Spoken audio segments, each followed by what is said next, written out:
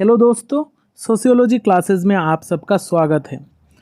आज हम सॉल्व करने वाले हैं IGNOU MA second year sociology का MPS 003 यानी कि इंडिया डेमोक्रेसी एंड डेवलपमेंट।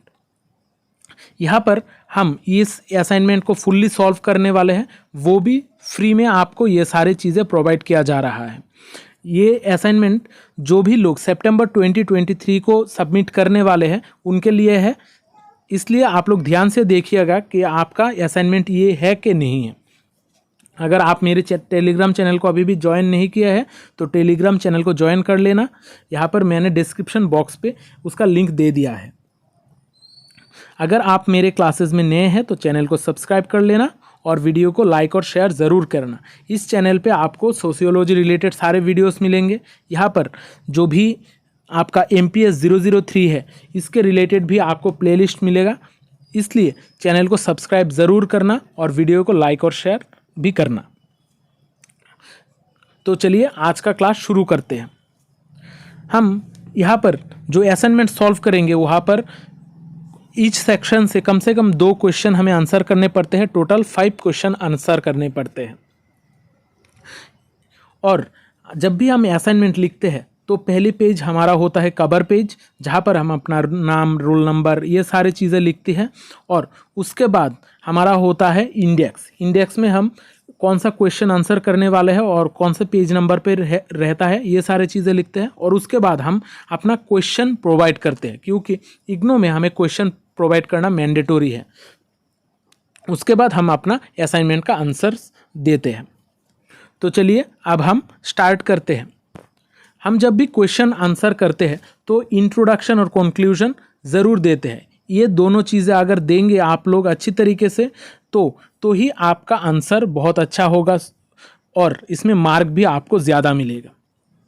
यहाँ पर पहला जो क्वेश्चन है, question number 3, discuss the importance of the 73rd and 74th constitutional amendments in Indian democracy. यहाँ पर मैं शॉर्ट में आप लोग को थोड़ा बहुत बता दूंगा कि असाइनमेंट में क्वेश्चन में क्या क्या बताया गया है। यहाँ पर आपसे पूछा गया है जो भी हमारा 73rd and 74th constitutional amendment है वो इंडियन डेमोक्रेसी में किस तरीके का इम्पोर्टेंट रोल प्ले करता है। हम 73rd and 74th constitutional amendment 1992 में देखते हैं। और यहाँ पर जो 73rd अमेंडमेंट है वो मेनली हमारा रूरल सोसाइटीज़ के लिए है, यानी कि रूरल विलेजेस के लिए है। और जो 74th अमेंडमेंट है वो हमारा अर्बन एरिया के लिए है। 73rd जो अमेंडमेंट है उसको कहा जाता है पंचायती राज एक्ट। इसके बारे में हमारा पंचायत सिस्टम के बारे में बताया गया है। यहाँ पर ग्रास रूट लेवल पे काम करने की बात की गई है और उसको स्ट्रेंथन करने की बात कर गई है। यहाँ पर 3 टायर पंचायती राज सिस्टम है। पहला होता है ग्राम पंचायत जो विलेज लेवल पे है, फिर होता है पंचायत समिति जो ब्लॉक लेवल पे, उसके बाद होता है जिला परिषद जो डिस्ट्रिक्ट लेवल पे है। इस टायर के हिसाब से ही हमारा जो भी गवर्नेंस है वो चलता है और जिसके वजह से हमारा आज का जो पंचायती राज सिस्टम है वो बहुत ही सख्त है और मजबूत है। ये पंचायती राज सिस्टम में लोकल गवर्नेंस को बहुत ज़्यादा इम्पोर्टेंस दी गई है। जो भी पंचायत होगा उसके पास बहुत सारा पावर होगा, वो ग्राम सभा अरेंज कर सकता है और लोगों का प्रॉब्लम्स ऊपर तक पहुंचाने में बहुत महत्वपूर्ण भूमिका रखता है। यहाँ पर participatory democracy and social inclusion की बात भी की गई है। ये जो 73rd अमेंडमेंट है इसमें ST SC reserve seat reserve करने की बात की गई है। और उसके साथ साथ जो एक इम्पॉर्टेंट चीज़ है 1/3 सीट्स फॉर वुमेन रखा गया है, यानी कि यहाँ पर ही पहली बार महिलाओं के लिए सीट रिजर्व रखने की बात की गई है। इस 73rd अमेंडमेंट में ही हम देखते हैं कि महिलाओं के लिए 1/3 सीट रिजर्व रखी गई है। इसके वजह से जो इनइक्वलिटी है वो बहुत हद तक आजकल हम कम देखते हैं और वुमेन एम्पावरिंग में ये बहुत बड़ा रोल प्ले करता है। फिर हम देखते हैं जो हमारा अर्बन गवर्नेंस है उसके रिलेटेड जो रूल है वो है 74th अमेंडमेंट। इसको मेनली नगर पालिका एक्ट भी कहा जाता है। इस नगर पालिका एक्ट में यहाँ पर भी 3 टायर स्ट्रक्चर की बात की गई है। पहला है नगर पंचायत, फिर म्यूनिसिपल काउंसिल, फिर होता है म्यूनिसिपल कॉरपोरेशन। इस तरीके से ये 3 टायर में बटा गया है ताकि जो भी पावर है वो डिसेंट्रलाइज्ड रहे, यानी कि किसी एक इंसान के पास नहीं हो, हर किसी में बटा हुआ हो। इसके वजह से अर्बन गवर्नेंस में भी बहुत ज़्यादा हेल्प मिलता है। ये जो 74th और 73rd अमेंडमेंट है, इसके वजह से हमारा जो फाइनेंस और रिसोर्स मोबिलाइजेशन में बहुत स्ट्रेंथनिंग मिलती है। इसके वजह से पावर हमारा डिस्ट्रीब्यूटेड रहता है, हर किसी के पास पावर होता है। इसके वजह से आजकल करप्शन भी बहुत कम हम देख सकते हैं, और कोई भी गवर्नमेंट हो उसके पास डिसीजन मेकिंग और एक्शन लेने की भी पावर होती है। यहाँ पर ग्रास रूट डेवलपमेंट और इंक्लूसिव ग्रोथ की भी बात की गई है। जो 73rd एंड 74th अमेंडमेंट है, यहाँ पर जो 3 टायर है, इन तीनों टायर के हिसाब से 3 टायर स्ट्रक्चर है, इसके हिसाब से ग्रास रूट डेवलपमेंट की भी बात की गई है, जो एकदम नीचे से होके ऊपर तक डेवलपमेंट होगा। हर इंसान का और स्पेशली महिलाओं को भी ऊपर पहुँचाने की भी बात की गई है, उनके डेवलपमेंट की भी बात की गई है। यहाँ पर कंक्लूजन में हम कह सकते हैं ये जो 73rd और 74th कॉन्स्टिट्यूशनल अमेंडमेंट है, ये हमारे इंडियन डेमोक्रेसी को बहुत ही स्ट्रेंथन देती है। इसमें डिसेंट्रलाइजेशन, पार्टिसिपेट डेमोक्रेसी और ग्रास रूट डेवलपमेंट जैसी इंपॉर्टेंट बातों के बारे में बात की गई है। इसके वजह से हमारा वुमेन जो है वो आजकल बहुत ही सुविधाएं पा रही है, और वो लोग अपने ट्रेडिशनल जो कंजर्वेटिव लाइफ है उससे बाहर निकल के आजकल दुनिया में रह रही है, और इसके लिए 73rd और 74th अमेंडमेंट बहुत इंपॉर्टेंट रोल प्ले करता है। अब देखते हैं नेक्स्ट क्वेश्चन। यहाँ पर हमें शॉर्ट नोट लिखने की बात की गई है, बोला गया है एक है कास्ट इन इंडियन डेमोक्रेसी और दूसरी है identity politics in India. Caste in Indian democracy यानी कि इंडियन डेमोक्रेसी में कास्ट का क्या रोल है। हम जब भी कास्ट की बात करते हैं, इंडिया में कास्ट बहुत ही एक इम्पॉर्टेंट रोल प्ले करता है। हम ब्राह्मण, क्षत्रिय, वैश्य, शूद्र इस तरीके का कास्ट डिवीज़न देखते हैं जो हिंदुइज्म में प्रैक्टिस होती है, और इसके वजह से हमारा डिवीज़न ऑफ लेबर भी चेंज हुआ है। इंडियन डेमोक्रेसी में ये कास्ट एक बहुत ही इम्पॉर्टेंट रोल प्ले करता है। इसके वजह से बहुत सारे प्रॉब्लम भी हम देख सकते हैं, बहुत सारे अनसर्टेन चीज़ें, बहुत सारे ऑपरेशन अलग अलग कास्ट ग्रुप, जैसे कि सबसे ज़्यादा दलित जो अनटचेबल्स है, उनके ऑपरेशन का हिस्ट्री बहुत बड़ा है इंडिया में। इसलिए इंडियन डेमोक्रेसी को अगर आगे बढ़ना है, स्ट्रेंथ करना है, तो कास्ट सिस्टम को नष्ट करना होगा। कास्ट सिस्टम से बाहर निकलकर ही इंडियन डेमोक्रेसी को सोचना पड़ेगा। यहाँ पर हम कंक्लूजन में कह सकते हैं ये जो कास्ट सिस्टम है ये इंडिया को बहुत ही एक ख़राब सिचुएशन में रख रहा है। अगर हम कास्ट सिस्टम से बाहर निकल पाए तभी हमारा इंडिया बहुत ही अच्छा डेवलपमेंटल पोजीशन पे जाएगा, नहीं तो हमारा इंडिया का जो इक्वलिटी, सोशल जस्टिस, ये सारे चीज़ें है, इसमें बहुत ज़्यादा डेंट पड़ने वाला है, बहुत ज़्यादा प्रॉब्लमेटिक सिचुएशन में आने वाला है अगर हम कास्ट सिस्टम फॉलो करें। अब देखते हैं identity politics in India. India में किस तरीके का आइडेंटिटी पॉलिटिक्स किया जाता है। अब आइडेंटिटी पॉलिटिक्स क्या है। आइडेंटिटी पॉलिटिक्स एक ऐसा सिचुएशन है जहां पर लोगों का सपोर्ट, लोगों को मोबिलाइज किया जाता है पॉलिटिक्स के हिसाब से, और वो भी किसी एक आइडेंटिटी की बेसिस पे। ये आइडेंटिटी सोशल हो सकता है, रिलीजियस, कास्ट, लिंग्विस्टिक, रीजनल या फिर एथनिक आइडेंटिटी भी हो सकती है। ये अलग अलग कैटेगरी वाइज लोगों को मोबिलाइज करने को ही कहा जाता है आइडेंटिटी पॉलिटिक्स। ये आइडेंटिटी पॉलिटिक्स का बहुत पॉजिटिव इम्पैक्ट भी है, बहुत सारा नेगेटिव इम्पैक्ट भी है।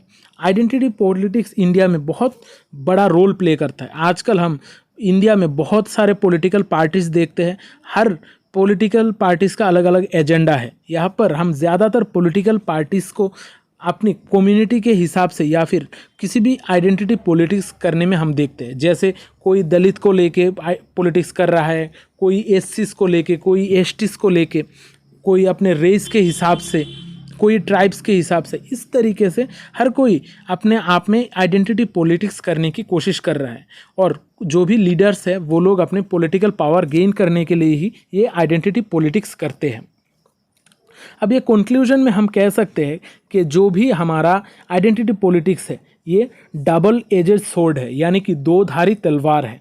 यहाँ पर आप लोग पॉजिटिव चीज़ें भी देख सकते हो, नेगेटिव चीज़ भी देख सकते हो। लेकिन अगर आइडेंटिटी पॉलिटिक्स ज़्यादा हो गया तो बहुत बड़ा प्रॉब्लम क्रिएट होती है, और इस प्रॉब्लम की वजह से बहुत सारे कॉन्फ्लिक्ट, कम्युनल वायलेंस, रायट्स भी हम देख सकते हैं। इसलिए इंडिया को अगर एक अच्छे सोसाइटी में ग्रो करना है तो आइडेंटिटी पॉलिटिक्स पॉजिटिवली होना चाहिए, अगर नेगेटिवली होगा तो प्रॉब्लम होगा। अब देखते हैं next question, question number 6। Critically analyse the role of media in shaping public policies and public opinions. यानी कि जो भी मीडिया का रोल है पब्लिक पॉलिसीज और पब्लिक ओपिनियन को शेप करने में, ये हमें क्रिटिकली एनालाइज करना है। यानी कि हमें देखना है कि ये अच्छा है कि बुरा है, बुरे चीज़ों को भी हमें एनालाइज करना है। हमारा जो मीडिया का रोल है किसी भी गवर्नेंस में, ये बहुत ही एक इम्पॉर्टेंट रोल प्ले करता है। मीडिया जो भी है ये एक पॉलिसी एजेंडा सेटर होता है, यानी कि जो भी पॉलिसी होता है या फिर कोई भी एजेंडा हो, इसको मेनली पेश करता है हमारा मीडिया। मीडिया ही है हमारा सोर्स ऑफ इंफॉर्मेशन। हम जो भी इंफॉर्मेशन है मीडिया से ही पाते हैं। हम नॉलेज डायरेक्टली गेन नहीं कर पाते हैं, हम टीवी, मोबाइल, इंटरनेट, इन सारे मीडिया के ज़रिए ही हमारा इंफॉर्मेशन कलेक्ट करते हैं। फिर ये जो मीडिया है ये ओपिनियन शेपर भी है, यानी कि लोगों का ओपिनियन को शेप करता है, चेंज करता है कि किस तरीके के लोगों का ओपिनियन होगा। वो लोग अगर चीज़ों को पॉजिटिवली पेश करेंगे तो लोगों में पॉजिटिव चीज़ें बढ़ेंगी, लोगों का ओपिनियन पॉजिटिवली शेप होगा। अगर नेगेटिव मीडिया शो करेगा तो वो नेगेटिवली ही होगा। और मीडिया और डेमोक्रेटिक अकाउंटेबिलिटी, जो भी डेमोक्रेसी में हो रहा है, जो भी घटनाएं हो रही है, अच्छा है कि बुरा है, ये सारे अकाउंट रखता है मीडिया, और मीडिया ही इन सारी चीज़ों को पेश करता है लोगों के सामने। फिर लोगों का जो ओपिनियन फॉर्मेशन है, इसमें भी मीडिया का रोल बहुत बड़ा है। लोग किसी चीज़ को अच्छे नज़रिए से देखेंगे तभी जब मीडिया इसको अच्छी तरीके से पेश करेगा। Media bias and पार्टीशनशिप। अब बहुत बार हम ऐसा देखते हैं कि मीडिया बहुत ज़्यादा बायस्ड होती है और कोई भी एक पॉलिटिकल ग्रुप से वो लोग अपना पार्टनरशिप करते हैं। इस वजह से जो भी इंफॉर्मेशन है बहुत ही क्रिटिकली शेप्ड होते हैं, वो एक एजेंडा क्रिएट करता है। इस वजह से भी बहुत ज़्यादा दिक्कत होती है किसी भी सोसाइटी में कि कौन सा चीज़ सही है, कौन सा चीज़ बुरी है। ये सारे चीज़ें मीडिया ही मेनली डिसाइड करता है। तो कंक्लूजन में हम बोल सकते हैं कि जो भी हमारा मीडिया है ये एक क्रूशियल रोल प्ले करता है पब्लिक ओपिनियन शेप करने में। पब्लिक ओपिनियन कैसा होगा, पब्लिक पॉलिसीज़ कैसा होगा, ये सारे चीज़ें मीडिया ही डिसाइड करता है। अगर कोई ग्रुप मीडिया को कंट्रोल कर ले तो वो बहुत ही पावरफुल बन जाता है। इसलिए मीडिया को हमेशा अनबायस्ड रहना चाहिए और लोगों के हित में काम करना चाहिए। अब देखते हैं नेक्स्ट क्वेश्चन, जो है question number 7। Comment on the following in about 250 words etch. Sustainable development और जेंडर एंड डेवलपमेंट। यहाँ पर जेंडर एंड डेवलपमेंट और सस्टेनेबल डेवलपमेंट में लिखने के लिए बताया गया है। सस्टेनेबल डेवलपमेंट क्या है? सस्टेनेबल डेवलपमेंट एक ऐसा डेवलपमेंटल प्रोसेस है जो हमारा जो फ्यूचर जनरेशन है उसकी एबिलिटी को, उसके चीज़ों के पाने की एबिलिटी को ख़त्म किए बगैर ही चीज़ें करने के लिए, यानी कि it aims to meet the needs of the present generation without compromising the ability of future generation to meet their own need। यहाँ पर जो सस्टेनेबल डेवलपमेंट का कोर प्रिंसिपल है, वहाँ पर मेन 3 प्रिंसिपल है। एक है एनवायरनमेंट, दूसरा है सोशल और इकोनॉमिक। एनवायरनमेंट यानी कि हमें एनवायरनमेंट को बचाना है, हमें इस तरीके से डेवलपमेंट करना चाहिए जिससे हमारा एनवायरनमेंट अच्छा रहे, एनवायरनमेंट में कोई गलत इफेक्ट ना पड़े। फिर सोशल यानी कि हमारा जो सोसाइटी है उसके भी डेवलपमेंट की बात की गई है, और इकोनॉमिक भी डेवलपमेंट करना चाहिए। अब यहाँ पर इम्पोर्टेंस है of sustainable development. Sustainable development का इम्पोर्टेंस बहुत ज़्यादा है, क्योंकि हमें अगर फ्यूचर जनरेशन की बात करते हैं तो उनके पास क्या रिसोर्सेस होंगी, कौन सी चीज़ें वो पाएंगे। अगर हमारा एनवायरनमेंट बहुत बुरा हो गया तो किस तरीके से वो लोग जिएंगे, ये सारी चीज़ें हमें सस्टेनेबल डेवलपमेंट बताता है। सस्टेनेबल डेवलपमेंट हमें बताता है हमें किस तरीके से चीज़ों को कंज्यूम करने चाहिए और रेस्पॉन्सिबली चीज़ों को खर्च करने चाहिए ताकि फ्यूचर जनरेशन को कोई प्रॉब्लम ना आए। यहाँ पर सस्टेनेबल डेवलपमेंट को इम्प्लेंट करने में बहुत ज़्यादा दिक्कतें हैं, क्योंकि अलग अलग कंट्रीज़ का अलग अलग रूल्स है, अलग अलग जगह पर पॉलिसीज़ या फिर फैक्ट्रीज़ का जो इंडस्ट्रियलाइजेशन है, ये अलग अलग तरीके से है, इसलिए पोल्यूशन का सिचुएशन भी अलग अलग जगहों पर अलग है। इस वजह से सस्टेनेबल डेवलपमेंट को बहुत एक चैलेंजिंग चीज़ है इम्प्लीमेंट करना। इसका सल्यूशन क्या है? इसका सल्यूशन है कि हर दुनिया का जो भी कंट्री है, हर सारी कंट्रीज़ को एक साथ एकजुट आना और इको फ्रेंडली एनवायरनमेंट तैयार करना और हर किसी को शपथ लेना कि हम एक अच्छा एनवायरनमेंट फ्यूचर जनरेशन को देंगे। अब कंक्लूजन में हम यही बोल सकते हैं कि सस्टेनेबल डेवलपमेंट सिर्फ एक थ्योरेटिकल कॉन्सेप्ट नहीं है, ये हमारा फ्यूचर जनरेशन के लिए एक प्रैक्टिकल कॉन्सेप्ट है।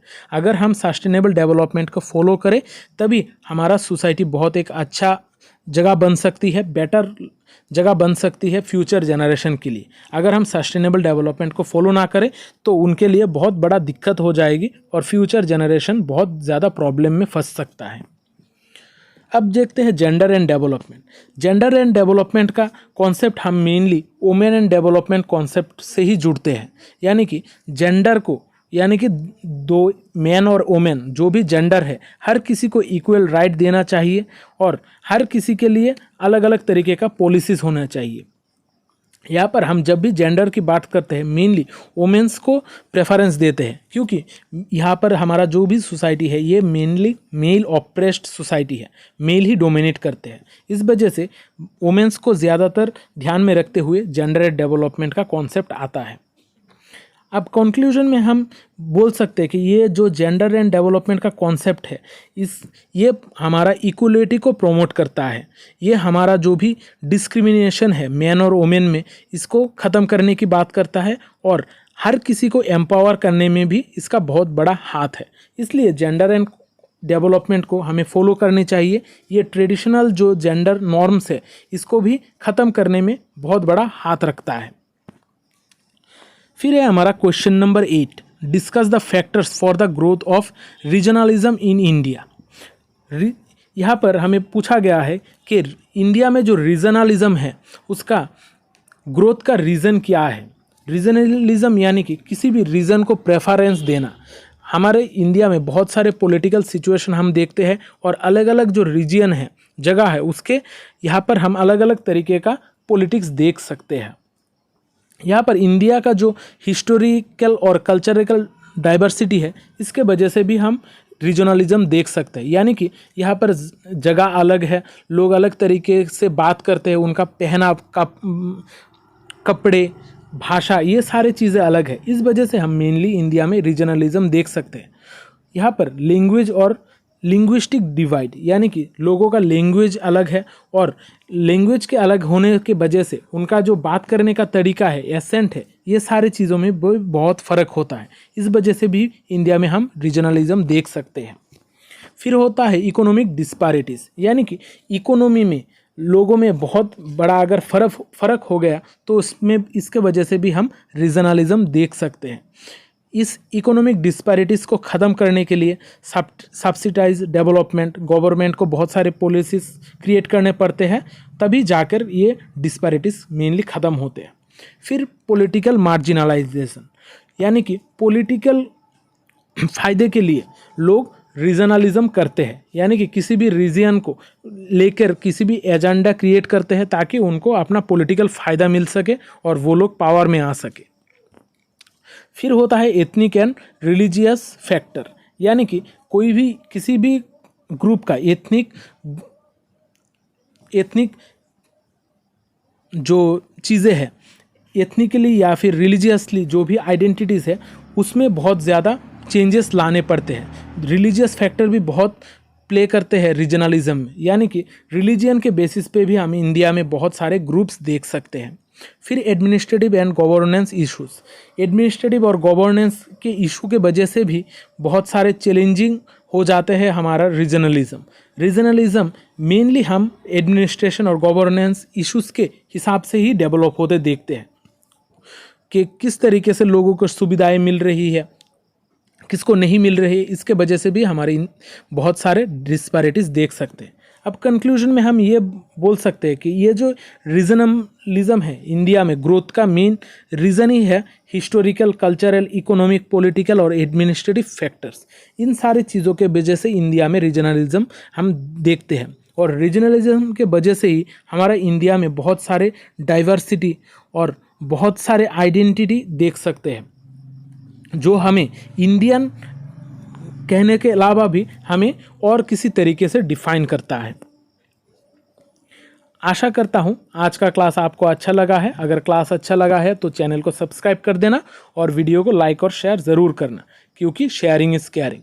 मिलते हैं अगले क्लास में, तब तक अच्छे रहिए, स्वस्थ रहिए और लोगों में प्यार बांटते रहिए। जय हिंद।